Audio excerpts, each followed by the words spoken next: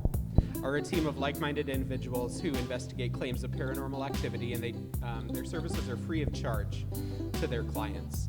They've been in business since 2003, and they've conducted over 900 investigations to date. And they investigate using scientific methods, and they always keep their clients' needs in mind. The Old Idaho Penitentiary is a place that they've investigated, like Marie said, for going on 11 years now, over a decade. And when I asked Marie to write this, she said, "We've greatly enjoyed every minute. We love the history of the location as well as the paranormal activity that we've been able to witness throughout the years." And we really appreciate working with these folks too. The paranormal investigations are held mostly on a monthly basis for the public to purchase tickets to attend. And they're a huge fundraiser for the site. All of our events and programs and everything, all that funding goes to keep the site open and to keep our programs running. So I'm going to introduce the panel. Hilary Johnson is the executive director right here of Big River Paranormal. And then over here on this side of me, we got Michael Johnston. Hello. Right next to me, Kimberly Lopez-O'Donnell. And then Hilary Johnson here on the edge. And so these guys are going to be answering our questions tonight. I'm going to turn it over to Marie for just a moment. Well, actually, for as long as you want, but well, yeah. Well, and I think, that intro it's really hard when you have to write a bio or an intro about yourself, right? But we really do enjoy everything that we do out here for the Old Idaho Penitentiary. We try and volunteer anytime they need extra help and stuff. But something else that's important to know about us is that we're actually part of, how many of you by a show of hands have actually watched or heard of Ghost Hunters on Sci-Fi, right? So you'll hear Jason talk quite often about the Taps family, and we're members of the Taps family. So what that means for my team, because I have teams in Idaho, Oregon, and we cover parts of Washington, when a case comes in for our area, we also help cover that. And so that's also part of what we do on top of everything we do here locally. But giving back to our local communities and helping out with the history and preserving is very important to us. Thank you. You're welcome. Does anyone else on the panel want to give any introductory remarks, or should I just dive right into our questions? I think you're good with questions. Those two on the end are troublemakers. So. Okay. So we're going to mostly refer to this side of the panel tonight. You asked for it, Kimberly. You asked for this. Hey, I resemble that remark. I am trouble. Well, and I do have to say, I'm very grateful not only for the Old Idaho Pen, but for each and every one of my team members, because they volunteer all of their time. None of us get paid for anything. I don't get paid for anything, and they're all volunteers, and they work really, really hard. All right. So I am going to start with a question that you just sort of touched on, and it'll maybe take us a little bit further into the popularity of paranormal exploration on television. A question that one of our staff asked is, has the popularity of paranormal shows like Ghost Adventures or The Dead Files, etc., helped or hindered your investigations? Yes. It's kind of done both. Since Ghost Hunters came on the air, which was way before all of the other ones, we've seen that a lot more homeowners are less afraid in their homes because now they're looking for a more logical explanation. And so that's been very helpful. It's been very helpful in educating the public. It's not quite as taboo as it was 10 or 11 years ago. So that's really helped with that. In the UK and places like that, to have paranormal activity was cool. You kind of brag about it, and it's exciting when you have that in your castle or your home over there. Here it was a lot scarier for people to talk about. They were worried about their home values, their jobs, and we don't see that quite so much anymore. We don't have as many people contacting us from private residences that are terrified because they understand it a little bit more. And you do have other shows, however, that want to talk about how everything's a demon and it's all scary and evil, and that tends to scare people more than it really should. And so it's kind of done both for us, really. Oh, she told us we couldn't talk. Oh. Yes, you can. Can I please tap I'll in? give you guys permission. Oh, Yeah. there we go. thank He you. overruled me. I think I'm in charge. So Boy, he's brave. I would like to add that a lot of these shows actually do hinder us because they don't use the scientific method, which we are definitely believers in. Often there's an explanation. We like to find it. You can't say it's paranormal unless you check all avenues. That's a good point that Hilary made. You know, probably about 90 to 95% of the cases that we do go out on, there is a logical explanation for the activity. You just have to take the time to find it.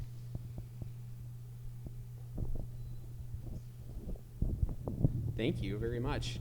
And the Old Idaho Penitentiary has actually been on as so far Ghost Adventures, their very first season, Mysteries of the Museum, discussing hairy orchard objects that the State Historical Society owns, Haunted Towns, Destination Fear, and the Low Files with Rob Lowe.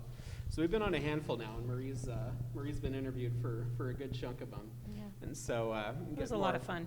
More of her insight on by checking those out. All right. What are the dangers of investigating without proper training and guidance? I thought I read that question differently when I got it. I corrected it as I read it. But it's, what are the dangers of investigating without proper training and guidance? Yes. I mean, the number one danger is scaring your clients. You know, if you don't know what you're doing and you go into a home or business and you don't look for that logical explanation and you want to go in, you know, with all your equipment and just make a show, then you're going to scare those clients. You need to know what you're doing there. And then you have to take safety issues into mind when you go into any location, and you have to know what to look for. So those are some of the things that can really hinder you if you don't have proper training. Yeah, I believe so also, because a lot of the shows have sensationalism, and you got to be proper to actually go with what you hear and question it. And it's hard to talk with a mask on. And I would also say that when you do go to investigation, you have to be mindful, you have to be respectful of the space you're going into, not just for the living, but also for the dead. You know, if you came into my house, I wouldn't expect you to be rude, so why would you do that to somebody else? Just because we can't see them doesn't mean that they're not there.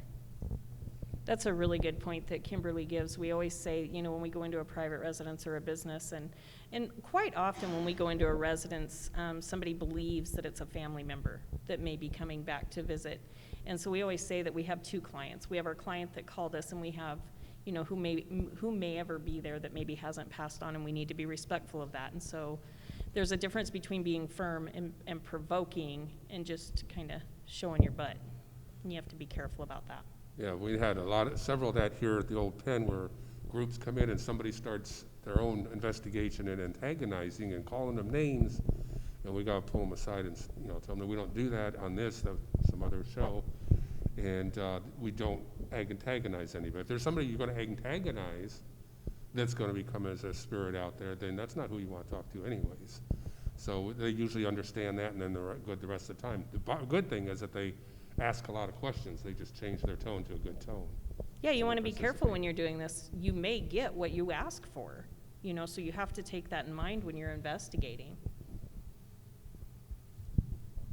Yeah, I took that question as asking, you know, about both physical and about both physical danger as well as, you know, just danger to the practice, you know, danger to the profession. Yep, be careful what you ask for. It takes years and years and years in this field. If you want to become a paranormal investigator, it can take years to build up your reputation, but I can tell you it can take 30 seconds to tear it down.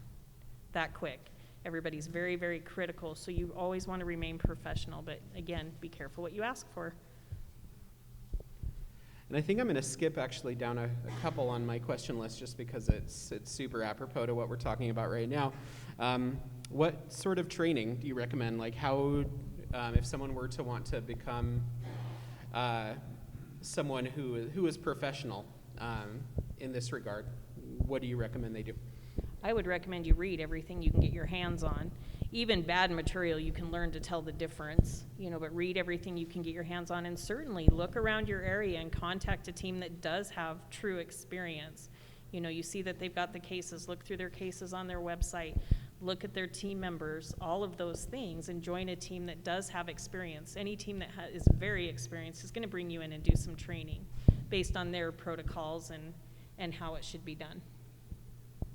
And I'd say our team, we retrain every 3 to 6 months. We go over the material, new theories. So reach out to your local teams, and there's no reason why you can't try. It's a very interesting field, and I love it. Or you can just come join us, because we're a lot of fun. We do have openings on the team, yes. When you say you retrain every 3 to 6 months, is that just because there's always new things to learn, or because the general beliefs in the field are always changing? There's new theories that come in, but it's also good to have a refresher. Just because you trained 6 months ago doesn't mean that you've got it down perfect. You're constantly refreshing. And our protocols and rules and things like that, they're a living document. And so you learn new techniques even from new people coming into the team that might work better, and they bring some great suggestions to the table. And then, like Kimberly said, new theories come up, new equipment, all of that. So we go over that on a pretty regular basis. And also, we do train continuously, so every investigation we do is a training. What she means by the 3 to 6 months is do an actual sit-down with going over all the rules and all the different things and types of equipment, so everybody knows how to do it. Like she said, it's for a refresher. And it's also for all the new team members to understand, so that they know exactly how to do things the proper way. So are there, if it, like courses, certifications, things like that, and if there are they things that you discount for the most part? We do discount them. So you can certainly go online, you can take a class on the paranormal, you can do all that. Is it great for personal education? Yes. But in the United States, we do not have official, we used to at the universities years and years and years ago, you used to be able to take a course in parapsychology and things like that, and we don't have that here now. If somebody tells me, if they're from the United States here, and they say, well, I have a degree in parapsychology, well, they probably got it online, and it's not really valid. They didn't actually go over to the UK and attend a university and take it there. So you can for personal education, but it's not going to hold much weight when you're like applying for a team or things like that. Thank you. You're welcome. So I think, we'll now that we talked about kind of how you get into it, let's start talking about the fun parts, the actual investigating. This question is, what types of instruments do you use? Like, what are your most commonly used pieces of technology? It's funny because even now, if you look back at Harry Price, who held one of the longest running paranormal investigations back in the day when this all first kicked off, and you look at his list of equipment, pretty much everything that we still use today, he used back then, with the exception of we do not keep whiskey in our toolkits. It was for medicinal purposes back then, so they say. But pretty much everything else we still use. So we still use, he used an audio recorder back then. We use it now. It's just a lot different because it's digital. We use digital photography, video. I am not a fan. I apologize if any of you are. I'm not a huge fan of all these apps on your phone. There's a reason they say for entertainment purposes only. There's too much contamination with them. So we don't use those. But we find that when we're going back through all of our evidence, really, we get a majority of our evidence through EVP, electronic voice phenomenon, from an audio recorder, and then you have great photography and video. And those are the things that we rely on the most. And then you can incorporate things like trigger objects. So if you're going into a home and you think you might be talking with children, we can introduce toys and see if they move, those types of things. You can use motion detectors, and there's a whole array of things that you can use and incorporate depending on your location. I would say some of the best tools that you can use during an investigation is something you have with you all the time. It's your senses. You have your sight, sound, smell, touch. Use those. Trust your gut. And when in doubt, if something happens, don't just sit there. Go try to figure it out. What could have caused that? Go look. Don't just sit there and say, okay, that happened, and then move on. Well, and Use I've your always, senses. I've always said, when we're training our investigators, our number one tool is our investigators. Because without our investigators, they're not going to have a personal experience that may have you focus on an area with your audio or whatever, but you're not going to be able to run the equipment or anything. So your number one tool is your paranormal investigators.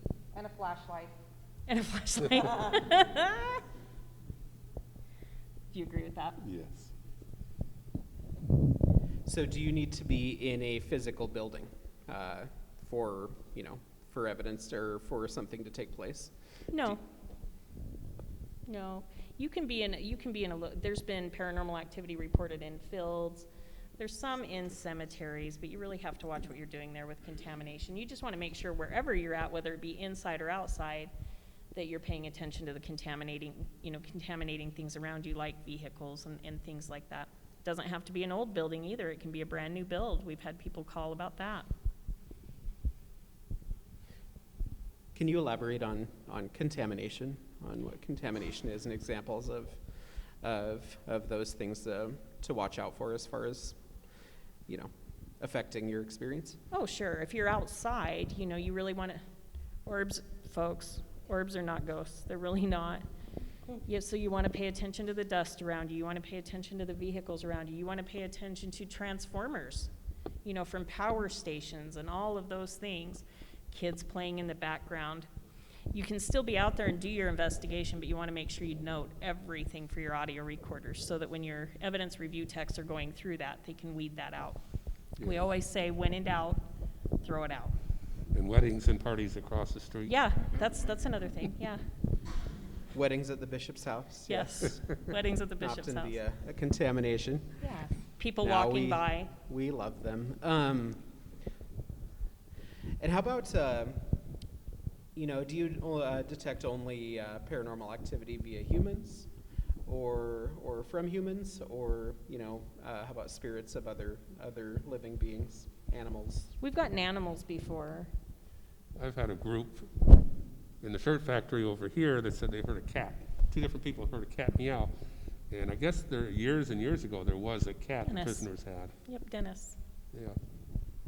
And I can totally tell anyone who wants to hear that story after the investigation, just let me know. Well, the cool But, part about that is we did get an EVP with the meow, so Oh, they heard it and then we got it on audio, so.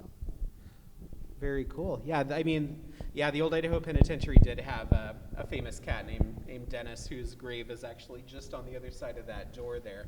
The only grave marked within the site. But there were other cats here. There was a team of mousers. There was a staff of cats, most of the time that the site was open. So, Couple so of yeah. owls. What's that? You got 2 owls, don't you? We have owls to this day. Not nearly as many cats, but we have The owls take care of that. All right. And then, what's the difference in light and dark? Does most do you do most of your work after dark? We Or- do, but if a location is haunted, truly haunted, it's just as haunted during the day as it is at night. We do listen to our clients, so if most of their activity happens during the day, of course, that's when we would want to set up our investigation. We do a majority of our investigations at night for several reasons. The number one being, it's much more quiet. You don't have people coming in and out, especially when it's a business. Kids have gone to bed, or our homeowners, some of them have gone to a hotel if they'd want to.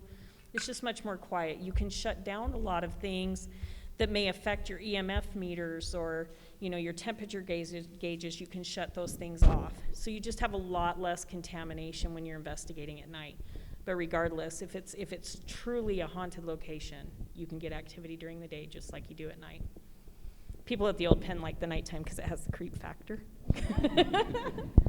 I mean, come on, if a paranormal investigator tells you that they're not the least bit interested in this because of the spooky factor, they're lying.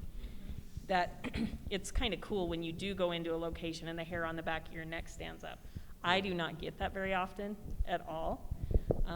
I am a little more sensitive to activity, but it just doesn't scare me, so I just don't get that sensation. But when you do, it's pretty cool. You're probably in the right spot. Yeah, just imagine when you're in one of these buildings around midnight and it's pitch black, dark in there, and you're doing a quiet session, all the little noises you hear, it gets a little creepy, and there's people checking out what happened and what that noise came from, and it's a lot better in the nighttime for people to enjoy it. For a paranormal investigation, yes. Those two might talk Okay. down there. Well, I have two more that I specifically wanted to get into, and then I'm actually gonna come around the table and ask you guys Be nice. to ask some questions. But first thing I was gonna ask you, just go back a little bit, because when we talked about equipment, so you do use things like EMF meters and temperature gauges. Is there any of that other than are those sort of the most common pieces that you use, or and is there anything other than apps that you totally wouldn't include in your Ghost kits? box. That's what I was getting at. Yeah, I wondered if anyone was going to mention that. Yeah, those are the most common pieces of equipment that we use. The meter kind of is near and dear to my heart. For one, it freed up an extra hand for my investigators, because you have, EMF, electromagnetic field, and you have temperature all in one. But that has a special story behind it. The gentleman that invented the meter, which I'm sure most of you have heard of if you've watched any of the shows, the gentleman that invented that actually invented that because his daughter was killed. And he wanted to be able to communicate with her. So that was the advent of that device, and it turned into something that we all use as paranormal investigators. Aside from the ghost box, not a fan. I think it would have a little more credence if you put a fear cage around it to knock out anything that could corrupt it.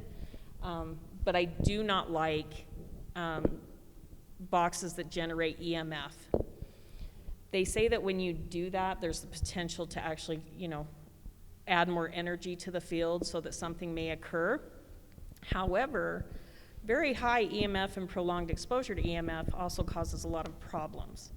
So it can cause you to be nauseous, it can give you a headache, it can do any number of things like that. And when you have someone that's ultra sensitive to EMF, it can really make them feel pretty miserable. So I do not like using that device. Other paranormal investigators do. That's just my personal preference. This is the meter. This is the recorder, the 360. How about you, Hilary?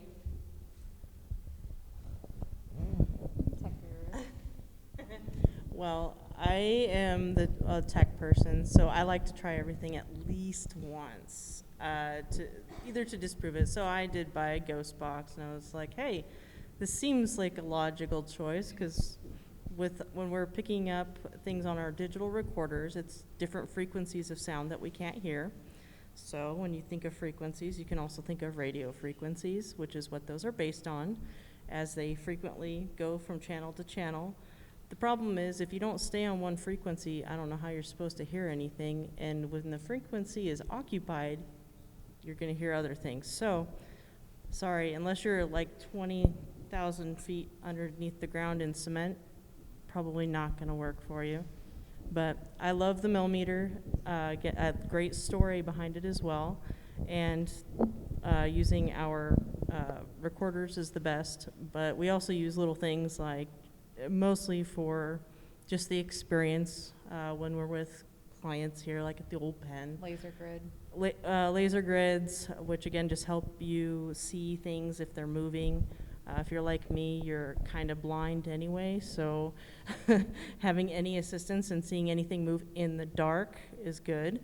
But we use little cat toys and stuff that light up when they're touched to help, something to see and experience, because you can't always see or hear if you can't hear on those frequencies especially. One of the cheapest paranormal tools is the cat toy. Dollar. Well, and I think that The comes lights in, up. the laser makes a good point, for the laser grids. If you haven't had training on equipment and stuff, you won't think to make sure that the people that are with you don't have an issue with seizures and stuff.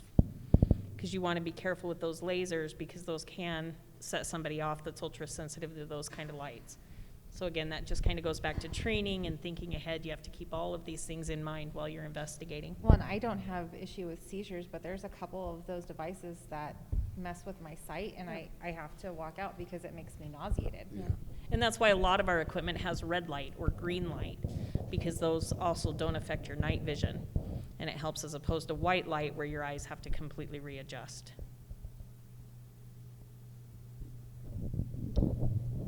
Thank you. Yeah, we, based on your recommendations and, from the years we've spent watching you, we, Anthony and I got a couple of like EMFs and I think we got the laser, right? And so we've been, it's super fun to at least play with and try out. I mean, we're lucky that we have, this is our playground, but yeah. One thing I want to say before I turn it over to the audience is, Be nice. One of the reasons we really like working with Big River Paranormal is that, a site like this has a personal history to a lot of folks. This was a working penitentiary through 1973. It closed in 1973. And so, there's folks who are still incarcerated who were here. There's folks who have relatives who had, obviously terrible experiences here. And there were about 200 deaths that occurred here on site, everything from 10 executions to murders, suicides, disease, hospital deaths, natural causes, all those sorts of things were right nearby the prison cemetery. And, so Big River Paranormal's, because of their science-based approach and their reverence for the site, we've been able to maintain sort of an ability to explore the site and uncover, what mysteries might lay here, but also with respect to the real stories of the folks that were here, never sensationalized and always respectful. And so that's something that we definitely appreciate with you guys. Because having said that, paranormal activity, paranormal exploration, the abandoned, the idea of exploring abandoned places, dark tourism, all those sorts of things are things that bring people here.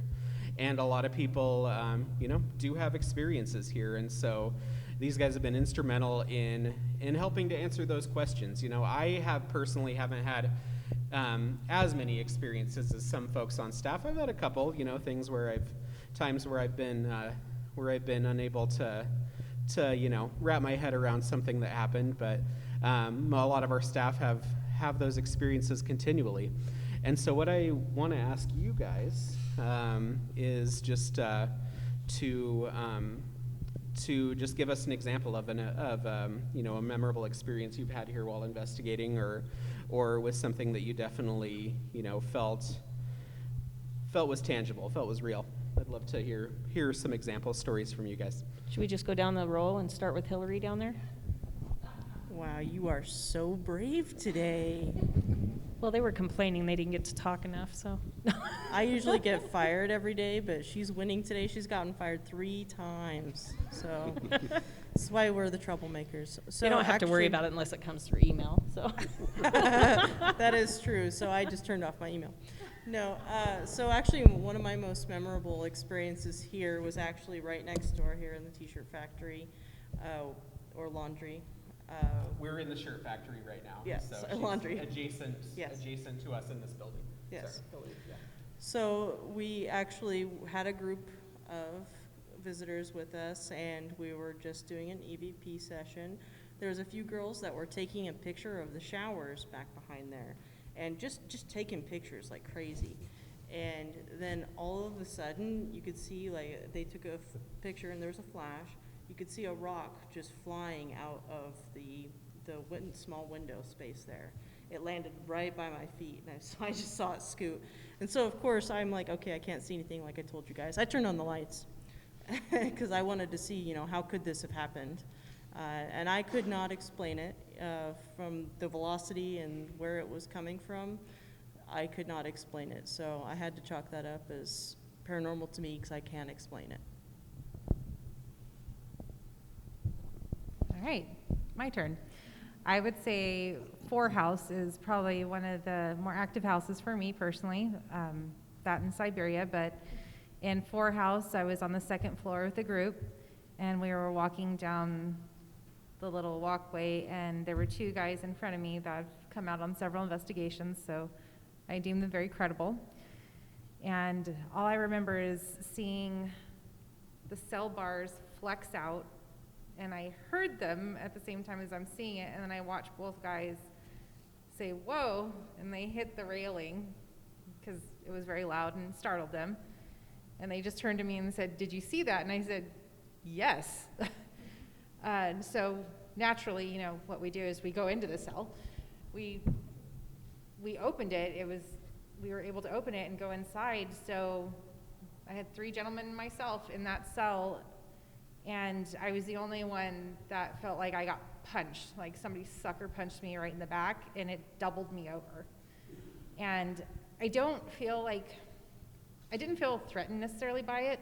I wasn't afraid of it. I was more frustrated because I couldn't recreate it, and there was nobody behind me. And I can't explain that, and it took me several hours to get over that feeling of being hit in the back. So it was very interesting.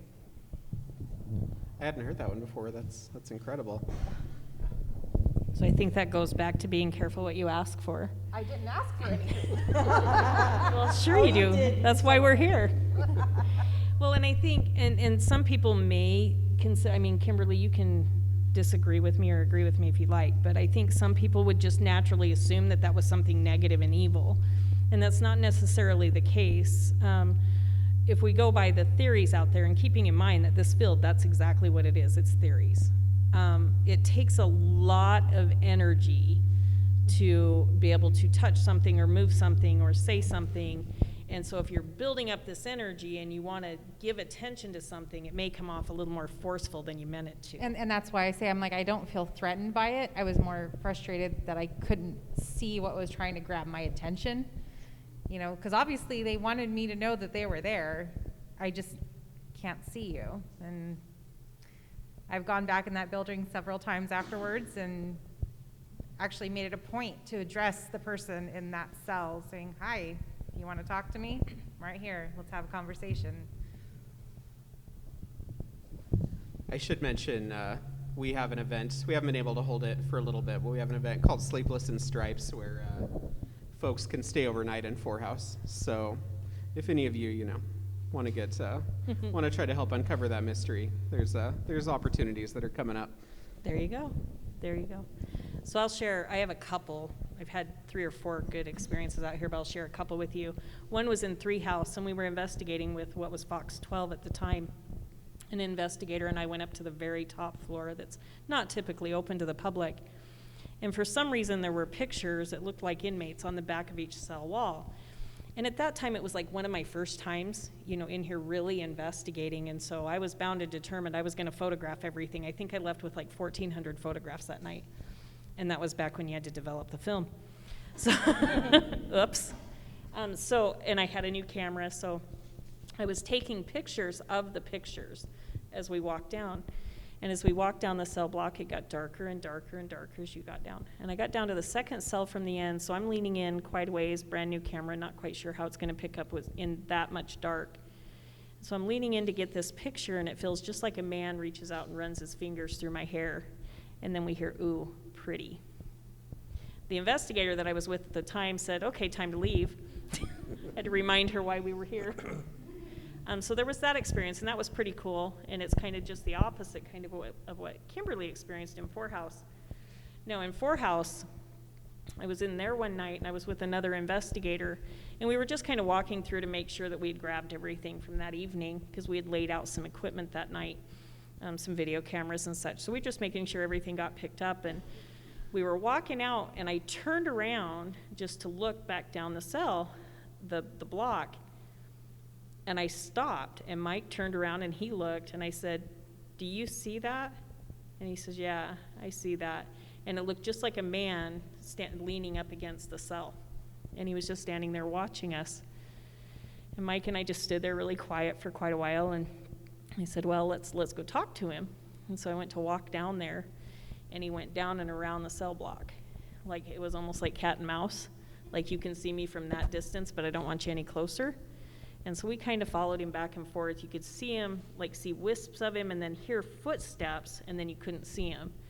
And we kind of did that for a few minutes before there was nothing. And of course, that's about the time that all of your equipment's picked up and you don't have any on you. And so we left for the evening, but there's been several experiences in Four House since then, which leads me to believe there's someone there trying to get our attention. Well, even I've had that experience where we've seen something at the end and we go on either side to try to cut it off, and there's nothing there. We meet each other at the other side.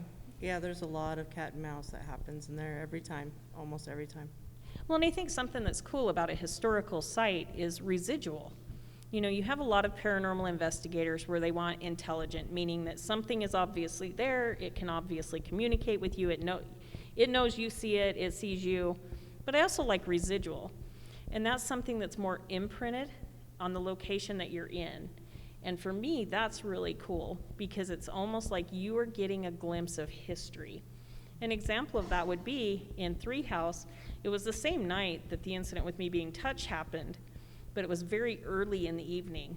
Now, Three House had no water. They weren't working on any plumbing. There were no maintenance people here or anything. But we clearly, the reporter that I was with and I clearly heard what sounded like somebody working on the pipes with a wrench. And so we double checked. There was a maintenance gentleman with us, but not doing any maintenance. And so we checked with him to make sure nothing was going on, and it wasn't. It was just like residual, something that had been worked on in the past, and we were able to hear that and witness that night. That can be just as fascinating. And I actually have two also, so I'll try and be short on them. They both were in Two House. One was investigation. Well, they both were investigation with a guest here. And we're doing our quiet session at the beginning. And so one of our team members and then one guest, they don't know each other and talk to each other. They're all of a sudden just stopped, looked at me, looked back at a cell, and they both said, "Did you see that?" And they both said at the same time. They said they saw a shadow figure and looked like eyes looking at them through the cell, which is directly in front of me. I didn't see it, but they saw it, but they both don't know each other. They said it at the exact same time. That was in Two House. And the same thing in Two House, did investigation there, and we had finished our whole session, and there was a little bit of time to let them walk around, look at the cells and stuff. Everybody's at this end of it. One girl's down at the far end. She just walks around looking at it, and she looks. She stops. She looks back again, and she takes off running. And she said she saw hands when she looked in the cell. She looked the second time, said she still saw the hands and ran. Possibly believe her because the rest of the night she was behind her friend just like this the whole time, like she's still went through it all, but she's shaking and she is staying behind her friend. I ain't going near those cells.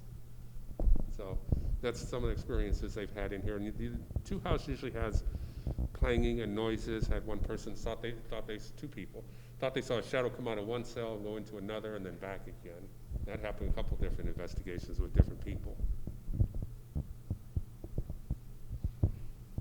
Thank you, you guys. All right, I'm going to hop around the front.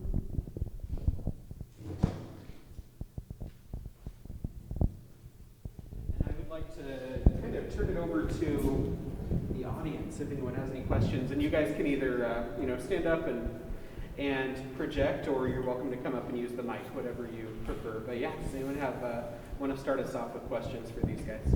I'll do it. Go ahead, yeah. Yay, the icebreaker. Yeah, I'm loud, you can probably hear me. Why did each one of you choose to do this? I was forced into it. No. I had Dawn Marie. She's my sister.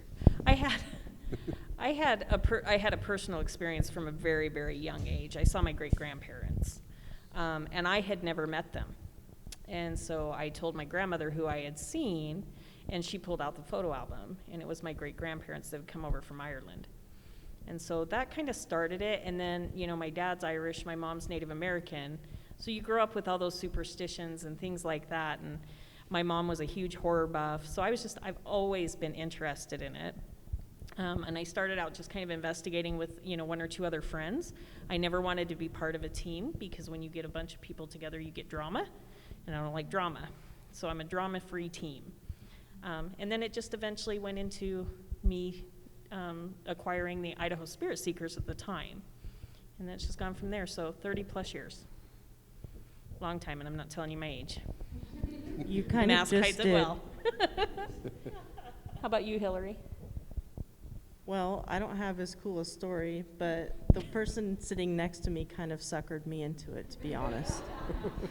But in all fairness, I was already here as a guest in one of the tours, so I have to say that I already had an interest, but mine was more on a scientific basis, just because I am the person that watches all these shows, and I'm just like, that doesn't make sense, or I wonder what that is. So I like to play around and try to figure out what's going on, and also help people.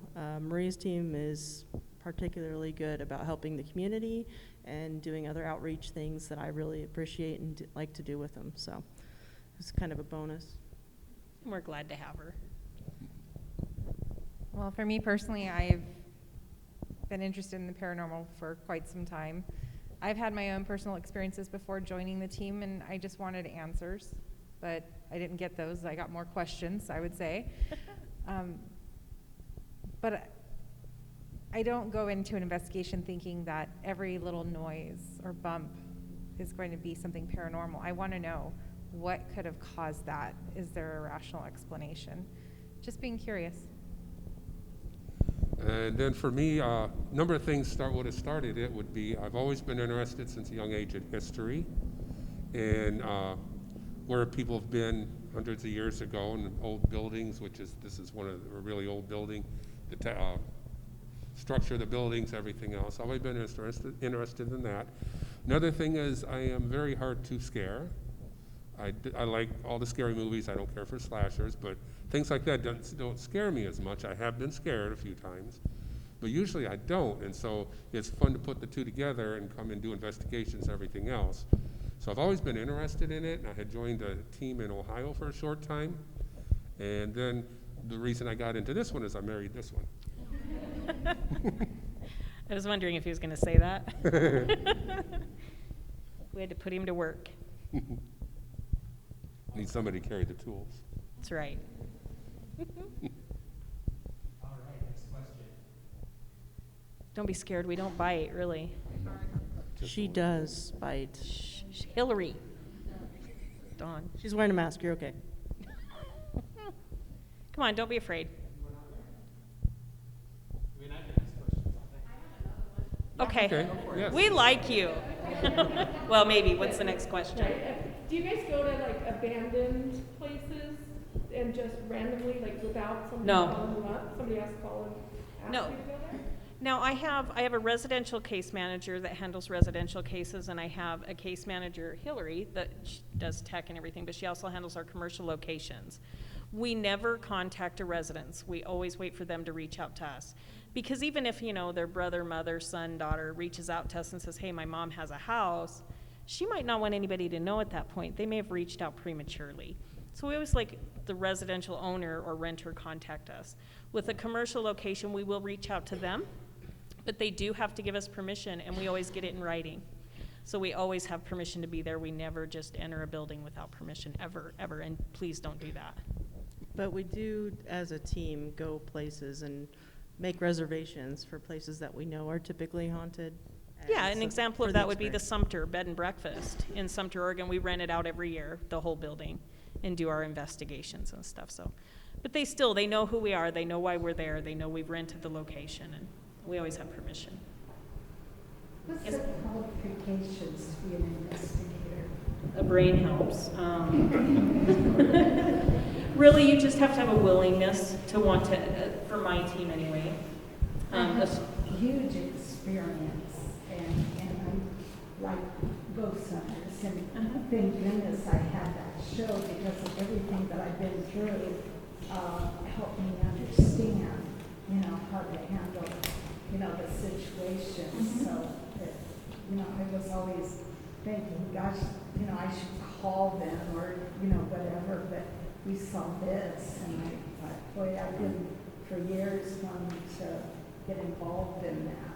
Yeah. Well, and I think people also just naturally assume that they have to own a bunch of equipment and bring that, and you don't. I don't want anybody to bring their personal equipment. On average, we can do, so you don't need that. On average, I can handle 5 simultaneous investigations at a time with what we have.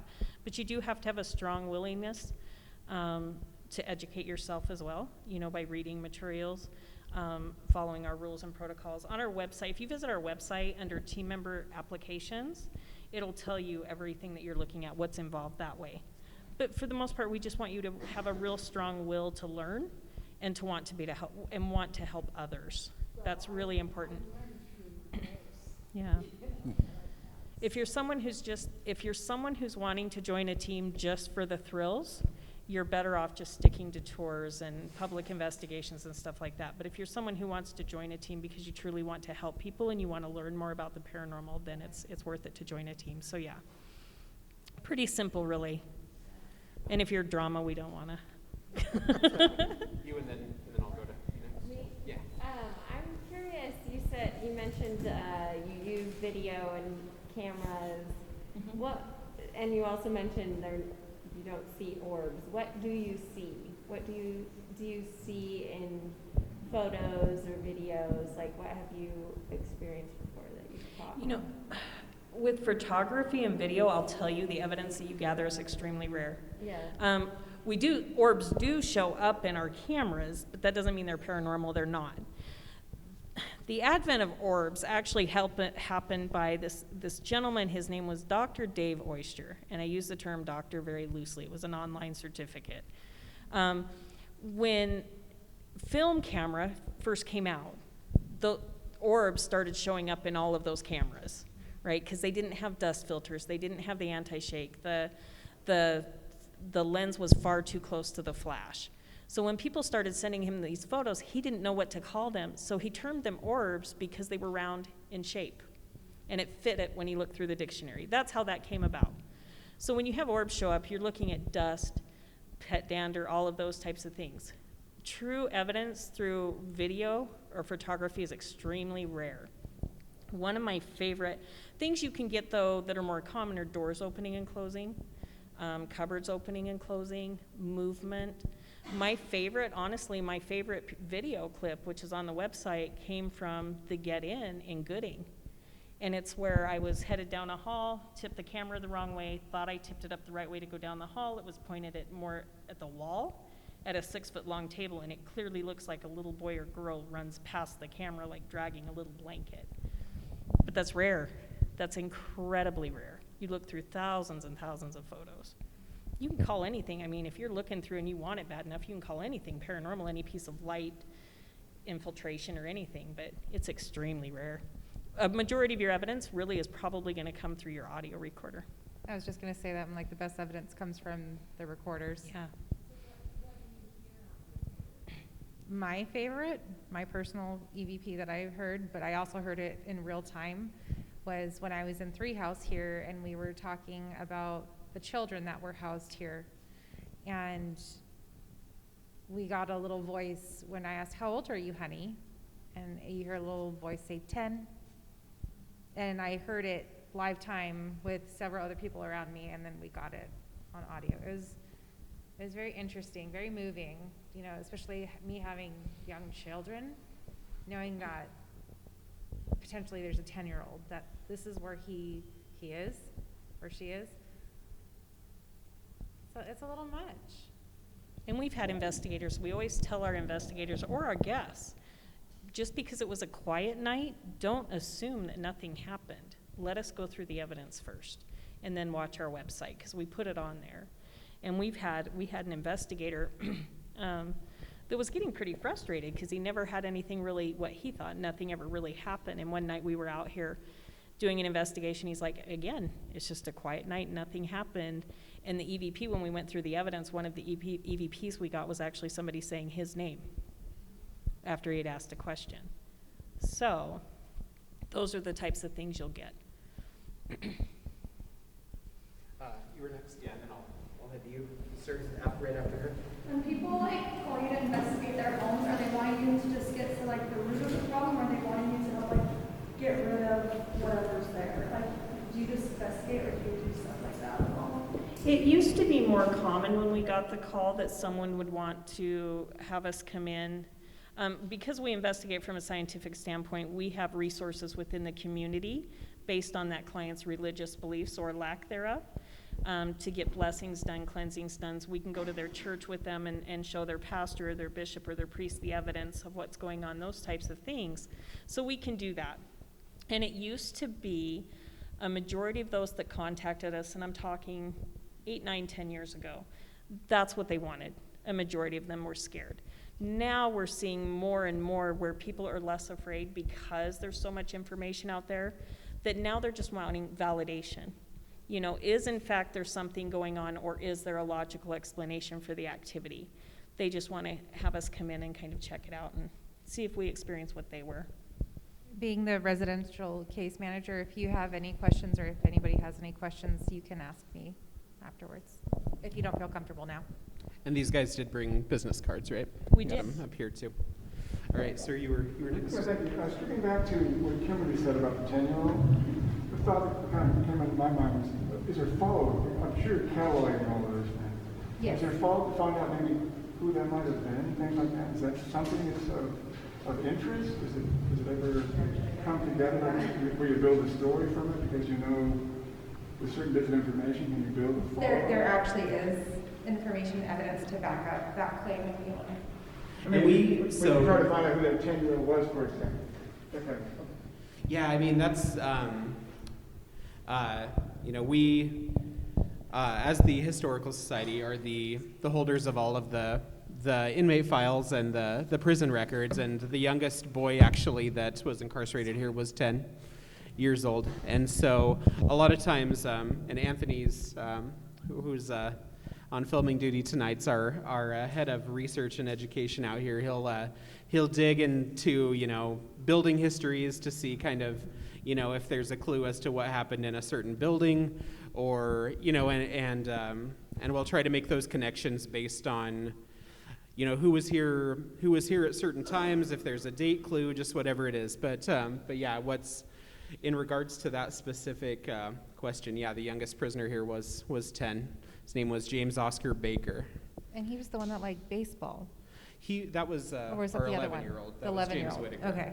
Yeah. And finally, in reference to calling these things that we can solve logical and rational, I would imagine at some point paranormal becomes logical and rational when you could, in fact, explain and pull it all together.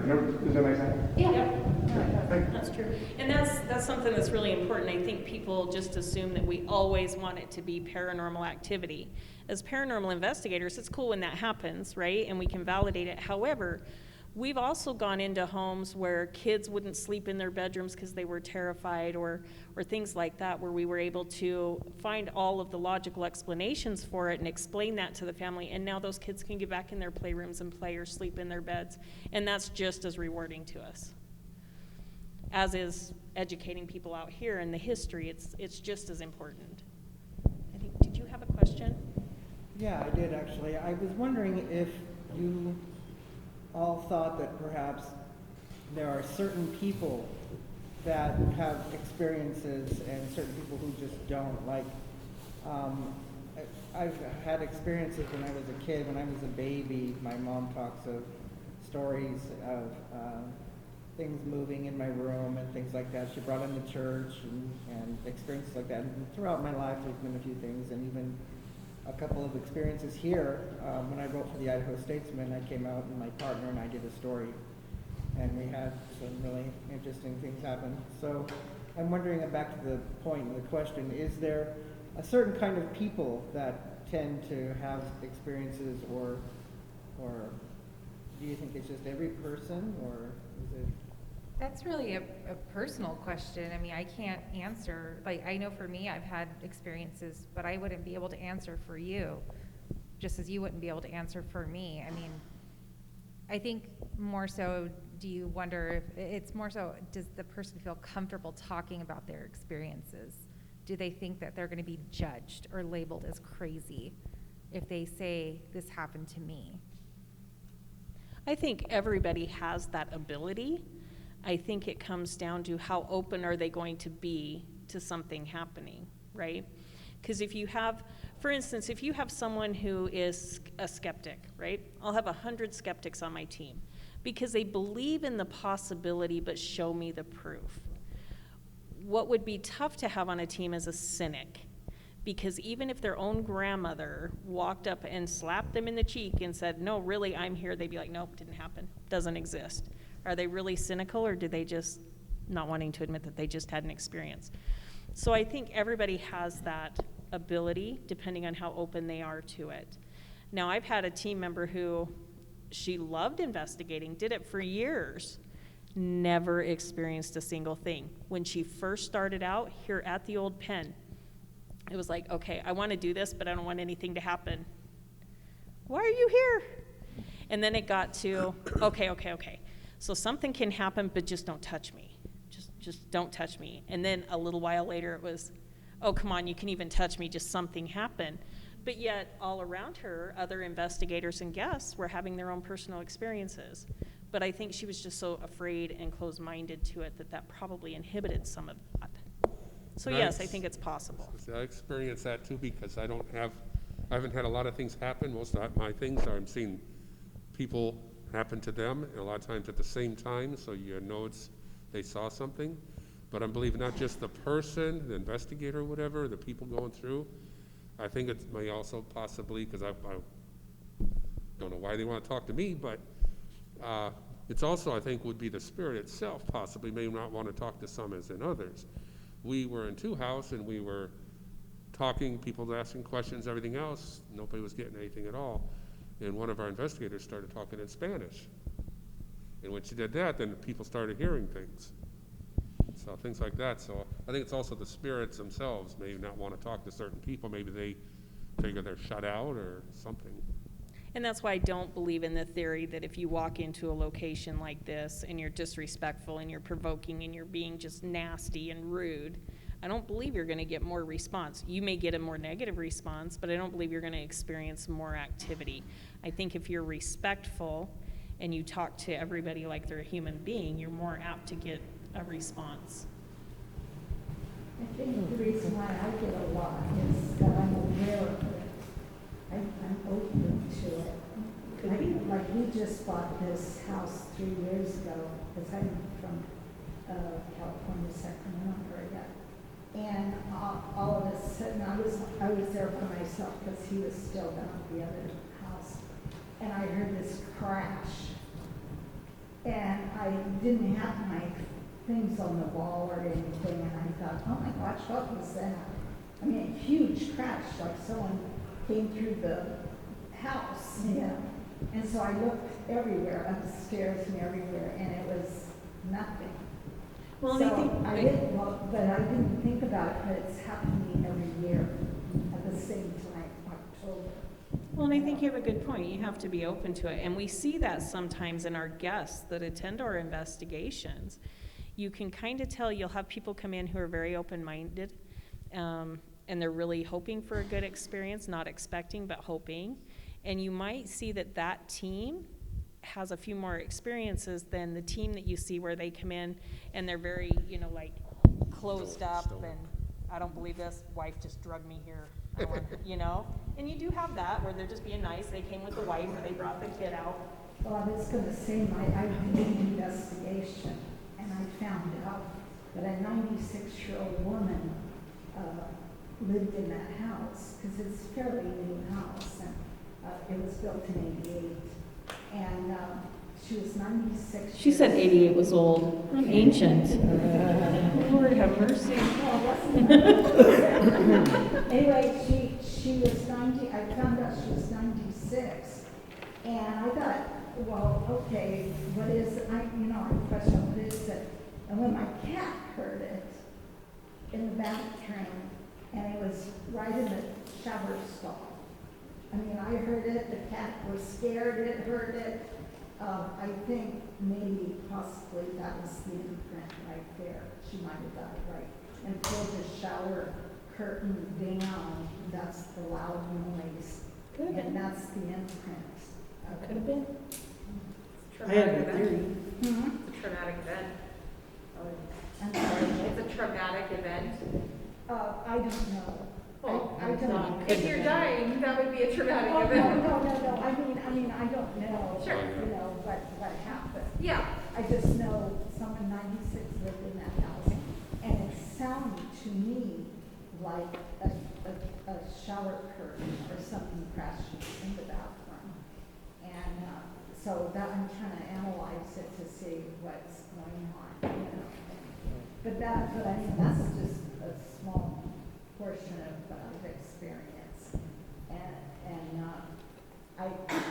I am trying to be open and logical and trying to see it for what it is. I think it helps if you come out to one of these investigations and you want to have an open mind. I think it's useful. Yeah, because I'm pretty aware of the smoke, you know, I've 3 times I've gotten the real thick, you know, smoke in the house, you know, so. Do you mean the smell or actually seeing? I've had a smell, well, my, not this husband, but a husband before him. And he was a young man, he was only just turned 32.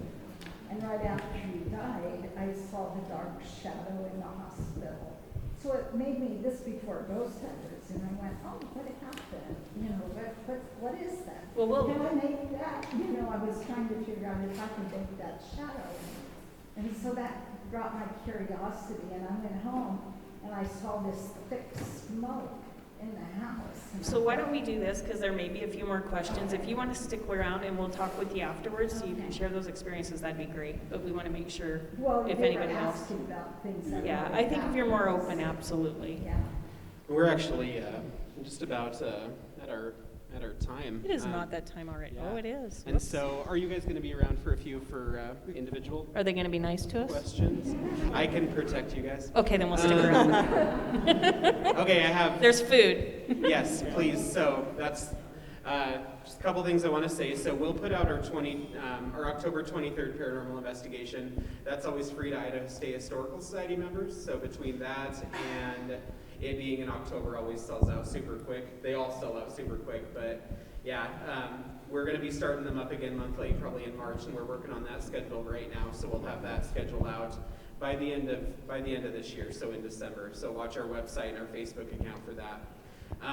Yeah, feel free to ask questions. The site is closed up, but the gift shop's open if you want to look at the Halloween goodies on your way out. There's some really awesome stuff in that gift shop. Pretty sweet. And then also definitely grab a snack on your way out. And I want to tell these guys thank you so much for all you do. Thank you Yeah. for having us.